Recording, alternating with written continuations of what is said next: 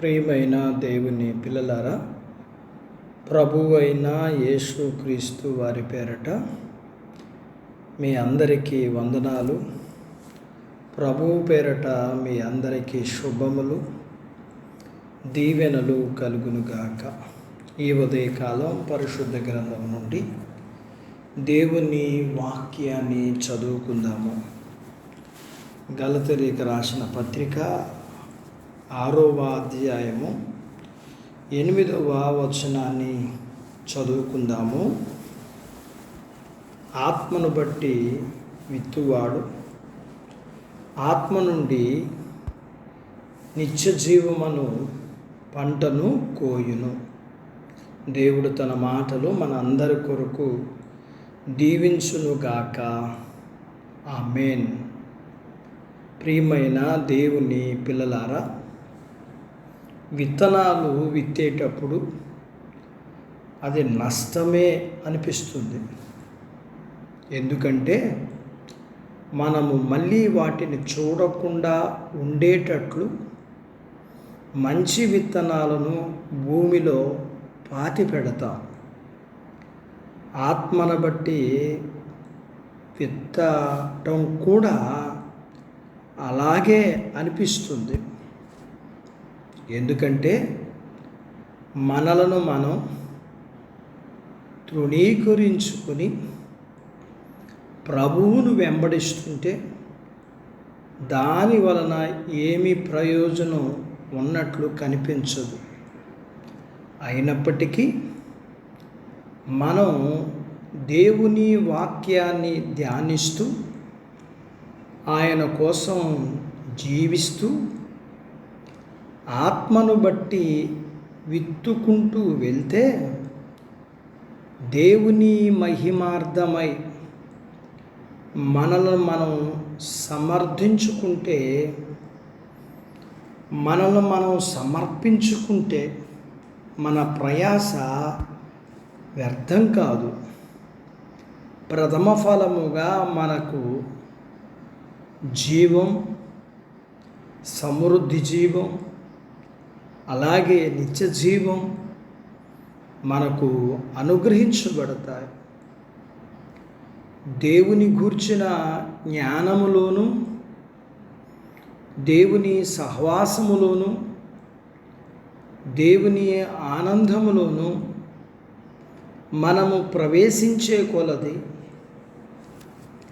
ఆయనిచ్చే నిత్య జీవితాన్ని ఈ లోకములోనే అనుభవించగలుగుతాం. అది ఆ నిత్య జీవితం అనేది అంతకంతకు లోతుగాను వెడల్పుగాను పారే నదిలా ప్రవహిస్తూ ఉంటుంది. చివరికి అది మనలను అంతులేని ఆనందం అనే సముద్రంలో చేరుస్తుంది. అక్కడ దేవుని జీవం అనంతకాలము మన సొంతమవుతుంది. ఈరోజు మనం శరీరం బట్టి విత్తకుండా జాగ్రత్త పడదాం.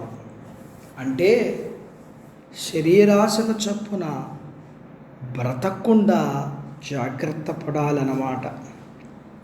ఈ జాగ్రత్త తీసుకోకపోతే చివరికి మనం దుర్నీతి అనే పంటను కోయవలసి వస్తుంది.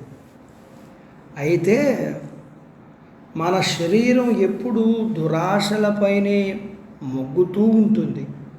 అయినా సరే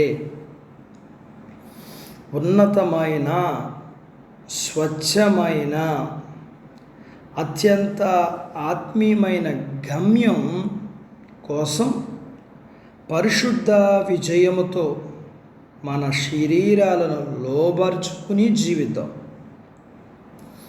అతి పరిశుద్ధుడైన ప్రభువును మహిమపరిచేవారిగా ఉండి అత్యంత కృపగల దేవుడుకు లోబడదాం. మనం నిత్య జీవం అనే పంటను కోసేటప్పుడు అది ఎంతో గొప్పగా ఉంటుంది.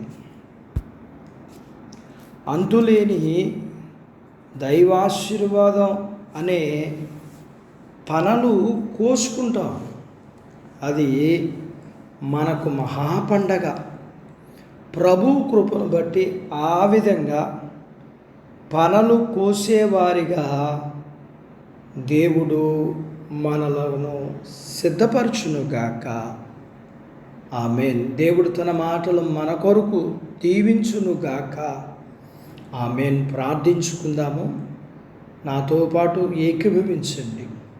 మమ్మలను మిక్కిలిగా ప్రేమించిన మా ప్రియ పరలోకపు తండ్రి, మీ పరిశుద్ధ నామమును బట్టి మీకు వందనాలు చెల్లిస్తున్నాం. ఈ ఉదయకాలం మీ పాదాల దగ్గర మీ లేఖనాన్ని నేర్చుకోవడానికి సహాయం చేశారు.